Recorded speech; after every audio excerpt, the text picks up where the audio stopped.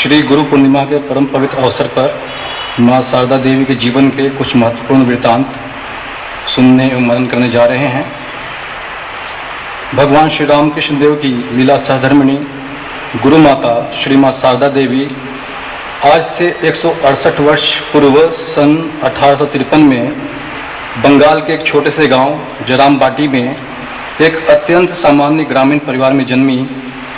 परिवार सामान्य था, परंतु श्री माँ के पिता श्री रामचंद्र मुखोपाध्याय एवं माता श्री श्याम सुंदरी देवी भगवत परायणता, कर्तव्यनिष्ठा एवं परोपकारिता जैसे दुर्लभ गुणों से संपन्न थे। श्री माँ शारदा में भी ये गुण भरपूर मात्रा में विद्यमान थे। श्री माँ शारदा बचपन से ही अपने घर के सभी कार्यों में अपनी माता एवं पिता का हाथ बटाती।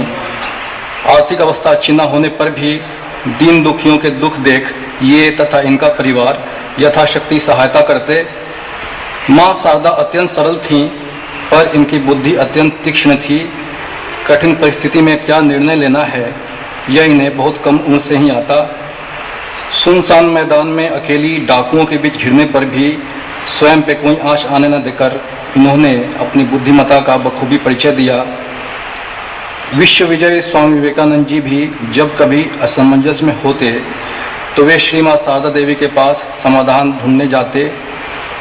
यूं तो स्वामी जी ने अपने गुरु से काफ़ी वाद विवाद किया, काफ़ी परीक्षा ली, परंतु श्री माँ शारदा के प्रत्येक शब्द उनके लिए अनुकरणीय थे। स्वामी विवेकानंद जी के मन में श्री माँ के प्रति असीम श्रद्धा थी। वे माँ की पूजा व उन्हें प्रणाम करके स्वयं को धन्य मानते थे। माँ के दर्शनों को जाते समय वे बार बार अपने सिर पर गंगा जल छिड़कते। श्री माँ को वे साक्षात जगदम्बा मानते एवं सदा साष्टांग प्रणाम करते। स्वामी जी कहते थे, माँ जीवंत दुर्गा होकर आई हैं। माँ से प्रेरणा पाकर मैत्रेयी गार्गी की भांति इस युग में भी नर ऋषियों का जन्म होगा। जिन माँ शारदा देवी को हम जगत जननी एवं संग माता के रूप में पूजते हैं, उनका संपूर्ण जीवन तितिक्षापूर्ण रहा है।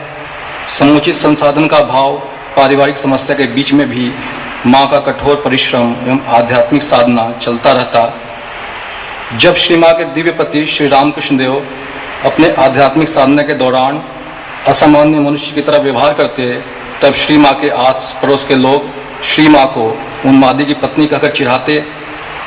जीवन भर श्री माँ ने विभिन्न लोगों के कई कटु आक्षेप हंसते हंसते झेले। 6 वर्ष की अल्पावस्था में ही श्री माँ का विवाह श्री रामकृष्ण देव के साथ हुआ। विवाह के 12 वर्ष के बाद करीब 18 वर्ष की आयु में इन्हें श्री रामकृष्ण देव का पवित्र संग प्राप्त हुआ। श्री रामकृष्ण देव का संग एक सत्संग था।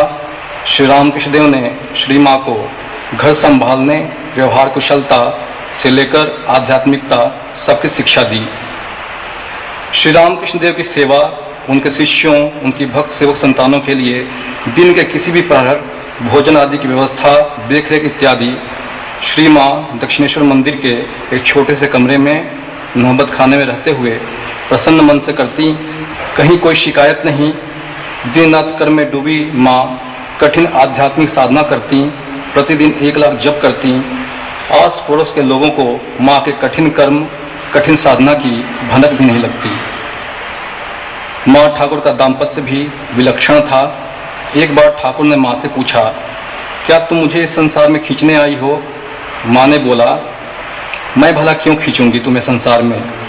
मैं तो तुम्हें तुम्हारे इष्ट पथ पर तुम्हारी सहायता करने आई हूँ।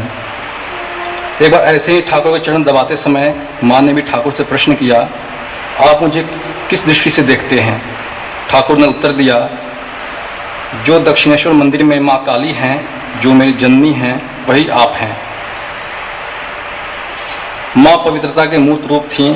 स्वयं श्री रामकृष्ण ने कहा था, यदि वह इतनी पवित्र न होती तो मेरे संयम का बांध टूटकर मुझ में देह बुद्धि का उदय होता या नहीं, यह कौन कह सकता है।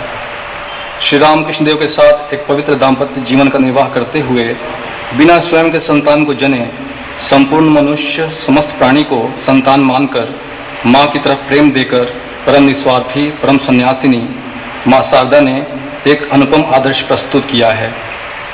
अपने भक्तों को आश्वासन देते हुए वे कहती, सदा याद रखो तुम्हारी एक माँ है। श्री माँ शारदा कहती, बेटा सब अपने हैं, कोई पराया नहीं।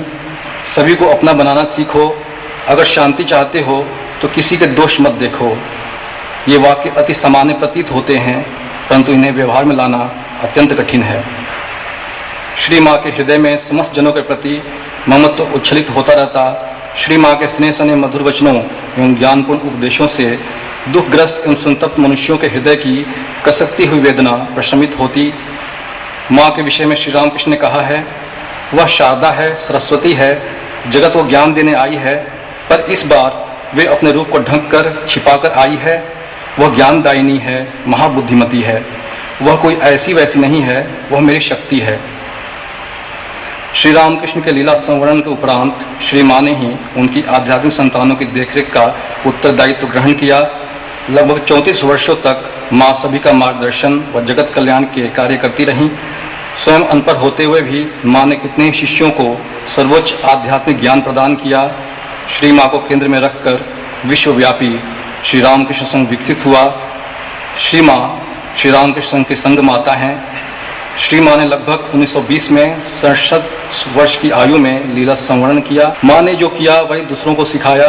उन्होंने गीता के सभी योगों को अपने दैनंदिन सांसारिक जीवन में व्यवहार में लाकर दिखाया। श्री माँ का जीवन काफ़ी प्रेरणादायी है एवं स्वयं में उपदेश है, परंतु यदा कदा श्री माँ ने संतप्त लोगों को जो उपदेश दिया है, आइए उन्हें सुनते हैं, लाभान्वित होते हैं। उपदेश। बेटा, सहनशीलता और धैर्य महान गुण हैं। शांति परम धन है। डरना नहीं, मानव जीवन दुखपूर्ण है। ईश्वर का नाम लेकर सब कुछ शांत भाव से सहन करते रहो। सांसारिक रिश्ते क्षणिक हैं, तुम्हारा असली संबंध भगवान से है। संसार के लोगों से प्रेम करने पर दुख उठाना पड़ता है। ईश्वर से प्रेम करके मनुष्य धन्य हो जाता है। तुम्हारा जिसके प्रति जो दायित्व है, कर्तव्य है, उसका निर्वाह करो, परंतु एकमात्र परमात्मा से प्रेम करो। सब कुछ मन पर निर्भर है। मन शुद्ध नहीं होने से कुछ भी नहीं होता। यह मन मतवाला हाथी है, इसीलिए सब कुछ सद असद का विचार करके करना चाहिए। मन चंचल होने पर चिंता मत करो। मन की अवस्था अमावस्या पूर्णिमा की तरह बदलती रहती है। कलयुग में मन का पाप नहीं है। नियमित रूप से साधना करो। ईश्वर का नाम इंद्रियों से अधिक बलवान है। बुरे कर्म करने के मन की स्वाभाविक प्रवृत्ति होती है। अच्छे कर्म को करने में मन की रुचि नहीं होती, इसलिए अच्छा कार्य करने के लिए आंतरिक प्रयास और लगन की आवश्यकता होती है। कर्म करने चाहिए। कर्म करने से मन अच्छा रहता है, पर जप ध्यान प्रार्थना की भी विशेष आवश्यकता है।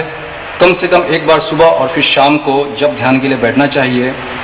यदि कर्म के साथ जप ध्यान नहीं करोगे तो कैसे समझोगे कि वास्तव में क्या कर रहे हो। ओम शांति शांति शांति। हरि ओम तत्सत्। श्री राम कृष्णार्पणमस्तु।